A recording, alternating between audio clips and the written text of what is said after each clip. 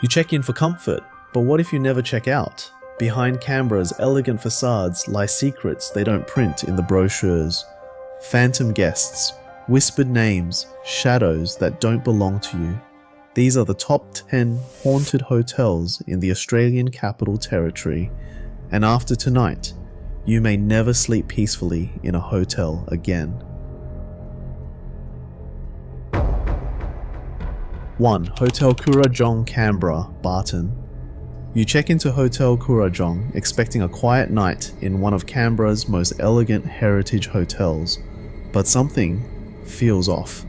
As you walk down the dimly lit hallway of the East Wing, the scent of old wood and stale smoke clings to the air, though no one smoked here in decades. You reach room 214. 209. The very room where Prime Minister Ben Chifley died in 1951. You try to shake the chill crawling up your spine. It's just history, right? But when the lights flicker once, twice, and then go out entirely, your pulse spikes. You fumble for your phone, then you hear it. Soft footsteps, slow, measured, coming from the hallway. You rush to the door. Nothing. No one. Yet the air feels heavy, pressing against your skin like a weight you can't shake. You close the door and lock it. Moments later, a shadow moves across the wall, but nothing stands in front of the lamp. You blink, heart hammering. A tall figure in a nightshirt, just like Chifley wore, glides past the foot of your bed, vanishing before your eyes. The next morning, you ask the receptionist hesitantly if strange things have happened there before. She doesn't flinch. You're not the first, she says, eyes unreadable. Guests often mention footsteps or a man standing by their bed at night. You leave, shaken but curious, because part of you wonders, what would have happened if you hadn't locked that door? 2. Hyatt Hotel Canberra, Yarralumla. You arrive at the Grand Hyatt Hotel Canberra, charmed by its timeless elegance. Marble floors, crystal chandeliers. Every inch whispers luxury, but when you reach the second floor, the air turns colder, heavier. Your room overlooks the garden, but it's not the view that holds your attention. It's the mirror above the vanity, framed in ornate brass. As you unpack, the lights dim for just a second. When they return, you swear there's a woman's reflection behind you. Tall, graceful, in a flowing vintage gown. You spin around, no one. That night, you lie awake, the hotel unnaturally silent.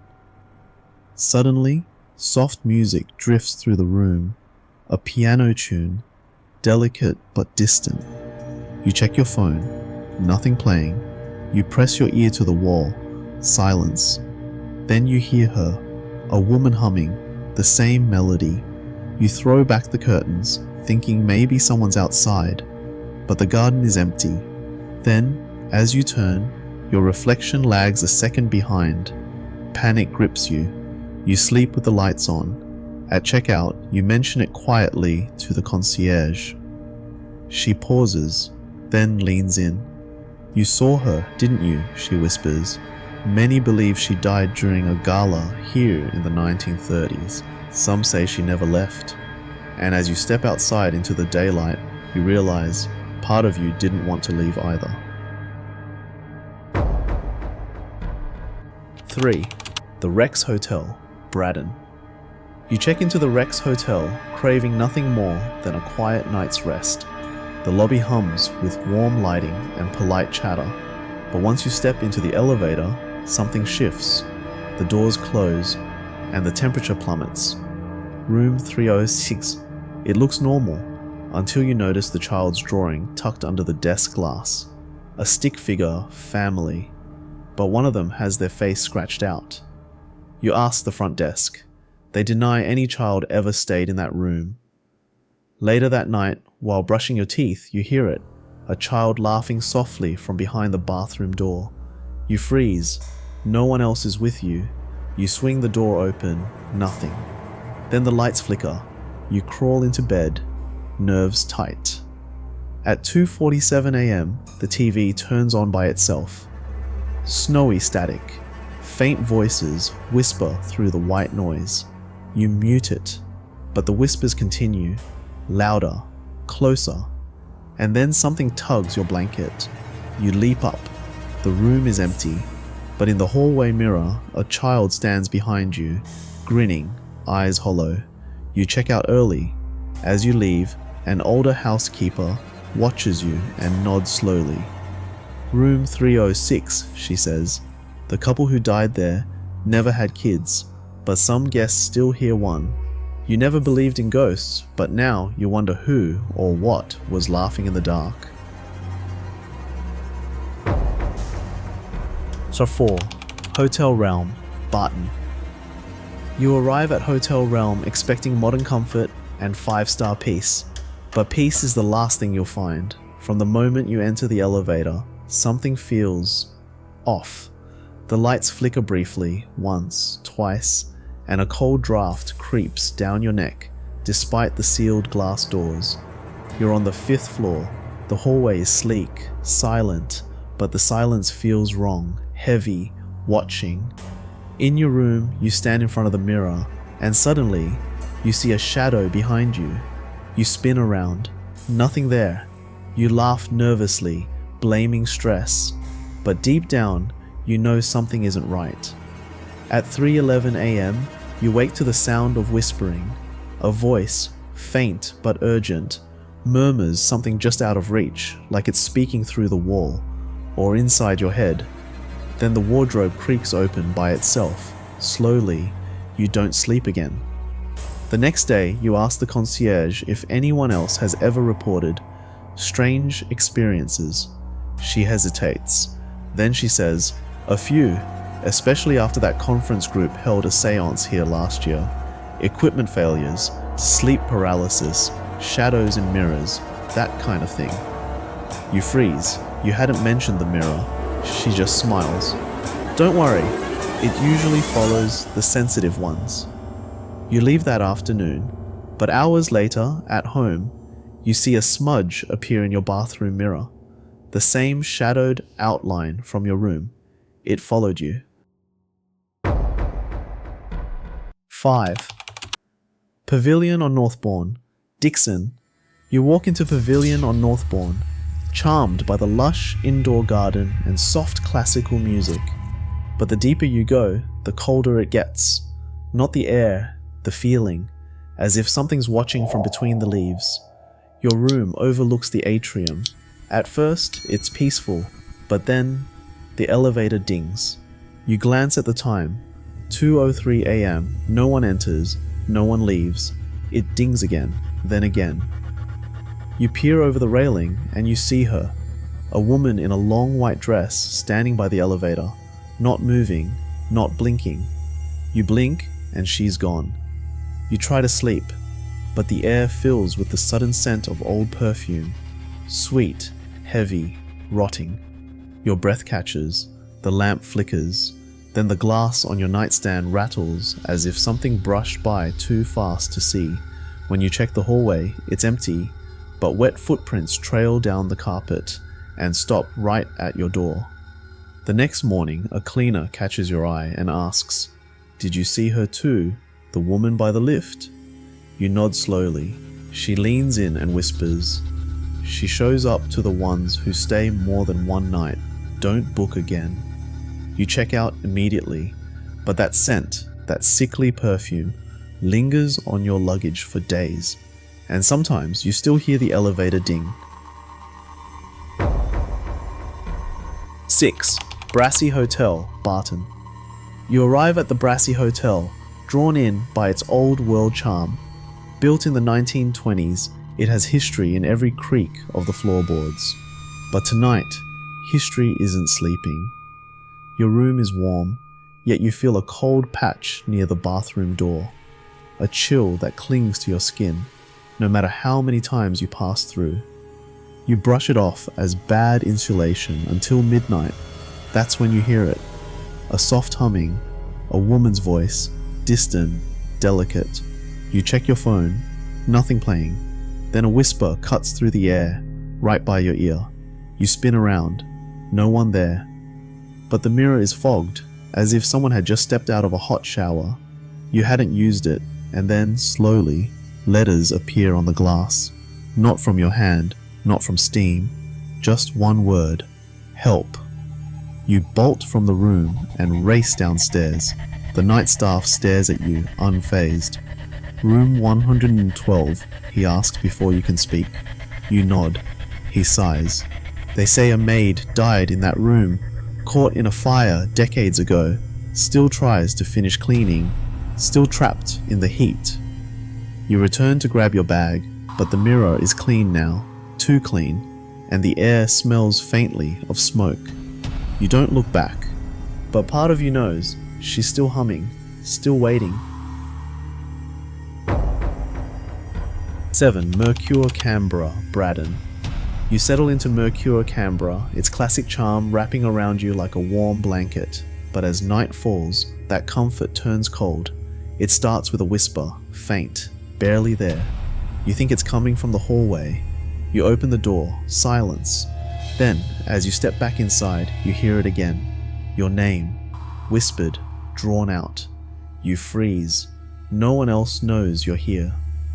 At 3:06 a.m., you wake with a jolt. Paralyzed. Eyes wide, but body frozen. You feel pressure on your chest, like something heavy is pressing down. Breathing becomes a battle. From the corner of your eye, you see movement. A figure, black, motionless, watching. Seconds stretch like hours, and then gone. You're free. You gasp for air. The room is exactly as it was, except for one thing. The mirror has fogged over, and a handprint rests dead center from the inside. The next morning, as you check out, you ask, carefully, if anything strange has ever been reported in room 215. The front desk attendant looks up slowly and says, "That room? You're not the first. Some say it happens around the same time each night. A soldier, they think, died in his sleep back when this was a war veterans hostel." You walk out into the daylight, shaken. But that night, as you drift off at home, you hear a whisper again. Your name. Closer this time. 8. Oolon Nishi, New Acton. You check into Oolon Nishi, a hotel known for its bold design and creative edge. But creativity isn't the only thing that lingers here. Your room is modern, dimly lit, and strangely quiet. You admire the art on the walls, until one of the canvases seems to shift when you look away. Just your imagination, you tell yourself.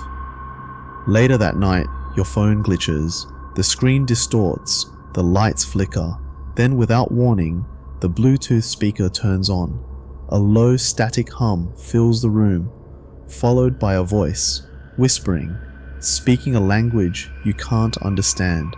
You shut it off, but the moment you lie back down, you feel someone sit on the edge of your bed. You sit up.